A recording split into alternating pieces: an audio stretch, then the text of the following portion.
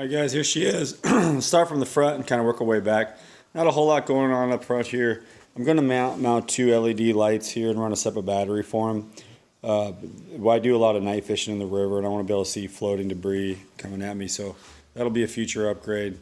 First upgrade up here I did was I installed a second rod holder, and this is Amazon rod holder that I got a 2-pack in. I siliconed it down.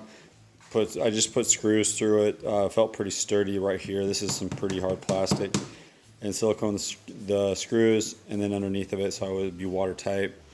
And then I actually for the second rod holder I installed before I was planning on having my fish finder, and I just turned it down sideways because you can tilt and swivel it, just like this one. Of course, it's the star unit, and lock it in place wherever you want. And then I just zip tied my mount of my Garmin to it, and then I have a Velcro strap here that I also just threw on there because I had it laying around. So, but it's real secure. This thing does move a little bit because it's just part of it, but of the system of the rod holder. Like I said, they were kind of cheap off Amazon. I think they were $20 or $25 for two of them. But it works great. It's exactly what I need for now. That might be a future upgrade, but we'll see. As of right now, don't need to. The Kayak did come with this mount. It was pre-installed. It's the same thing with the star pattern. You can move it, tilt it, but that does come stock with it. I installed this Garmin EchoMap 63 CV. It doesn't have side imaging, but it does everything I need it to do. And side imaging wasn't important to me because I do so much river fishing, and I wanted to be able to do an in-hole install with the transducer just through duck seal. I didn't use the well method. I just slapped duck seal in there and squished it in there, make sure there was no air, and it works perfect. I've had no problems with it at all. Very, very happy with the way that turned out.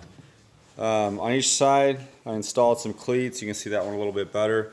I use this for a makeshift anchor that I also have a magnet on, so if I want to do a little magnet fishing, or I can second it as a anchor. So hopefully I don't get that snagged and lose that magnet, but that's something to change in the future. This is an old gun cleaning case that I use to store my Garmin faceplate in. It's all around. Got your typical Velcro here to have my little accessory box that have all my just stuff I need on the fly when I'm fishing. I put a lanyard on my paddle, and I have that clip to the seat here, and that gets me to the seat. That is the #1 accessory that I've put on this kayak. It is just a $15 seat from Walmart, nothing special. The brand is Ozark Trail. It's the 20-inch wide model, and it fit perfect. And to install this, what I did was from Amazon, they were $10. I ordered these pad eyes that came with well nuts. If you're not familiar with well nuts, look them up. They're great. They have, it's hard to explain, but they have like a rubber nut. It's a rubber gasket with a nut in it. You stick it down in the hole, put your screw in it, and then it makes that gasket come up. And it gives it not only a watertight seal, but it also make sure you don't have to reach in there in an awkward position to get the nut started for the bolt to anchor that down. So they're very, very sturdy. I can pick my whole kayak up with this seat. It is not going to go anywhere. So the pad eyes, then I put 180-pound zip ties to it. I did one here, another one right here. It was just the perfect location for them. And on each side, turned out great. I have this laying on my paddle to the seat, like I said. I put another pad eye right here, and that connects my bait bucket with a couple bungees here. I can quick disconnect them with the carabiner. It can float, or it can ride with me.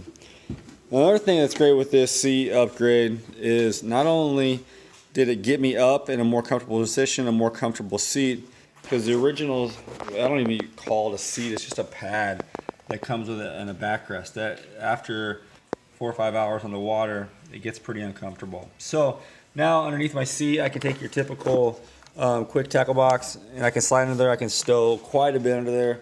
So that made another couple square feet of space I have to be able to stow stuff away that I can reach easily. and that helped a lot because it's just a 10-foot kayak.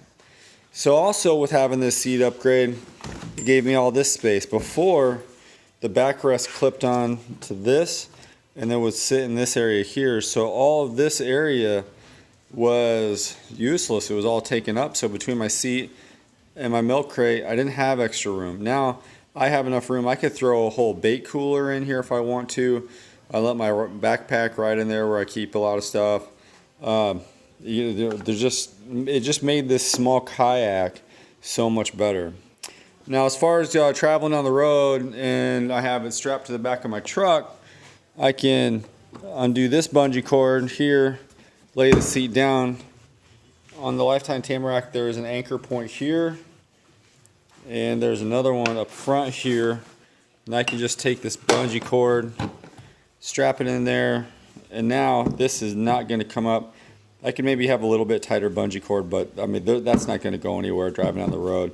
If wind would catch it, it's not moving. So what I do, I just take that bungee off, put the seat up, and then I rebungee it. And then if I need to push that forward, it actually works out as a spring to be able to keep my seat back. So if I go to get my kayak, it doesn't fall forward. It's fairly steady, so it wouldn't anyway, but it's a good way to keep my bungee out of the way. So from there, of course, your typical milk crate, and underneath the milk crate you can see there's another hatch that goes into the hull of the kayak. So I ran my power wires back from my sonar in the hull of the boat, out that hatch, and then I have a quick disconnect here, so I can disconnect my battery box that I made another video of. You can check that out, how I made my battery box. It's nothing fancy, but it gets the job done. So I have grommets here, power wires coming out of it, and then in my battery box I keep extra electrical stuff. I have some wire cutters, wire strippers, some extra pieces here, and extra quick disconnects, just in case I would have any wiring issues while I'm out away from my shop, and I can solve that real quick. So I'm not dead without my sonar. I took this net. This is off what I used to use on my motorcycle to haul some cargo around, and actually worked out pretty good. I just rigged it up to my crate and to this rear handle here. Now if I need to put something that I don't want rolling around away, if I'm really going on an overnighter, put a dry bag, anything, I got lots of room where I can net that down. And I think that's going to prove to be a nice way to stow some extra stuff. Maybe I was thinking something perfect there. That would be a lantern that would be a little top heavy that I can strap in there. She's not going to go anywhere. Other than that, I think that's pretty much does it. Like I said, I got my cleats. Here's a little bit cleaner view of the way I did the pad eyes. Like I said, they're just well nuts, zip tied, 180 pound zip ties, and this thing is not going anywhere. She is solid. This is gonna be a lifesaver. I do want to I saw a guy put a pool noodle on it. On this seat, this bar does kind of dig into your back just a little bit. I think after a few hours that might get a little bit sore. So I'm going to put a pool noodle across here and just zip tie it each side so I have a little bit of padding on the back. But that's pretty much it. I can run these two rods up front, jigging rod in my hand, then of course built into the Tamarack there are these two rod holders, so I can carry 4 rods no problem, very comfortably. And in the front, just your typical ropes for tie-offs or dragging it around. But she's great. I love it for a $220 kayak. Maybe cheaper, maybe more, certain places. She's great. I just love it. It's so light. I can throw it right in the back of my truck.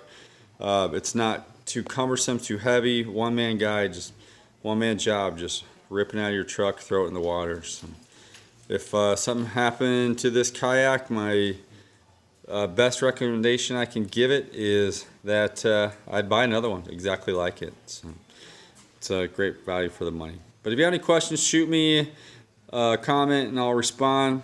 But there you go. That's kind of a poor man's kayak run, I suppose I have, with everything, probably less than $300.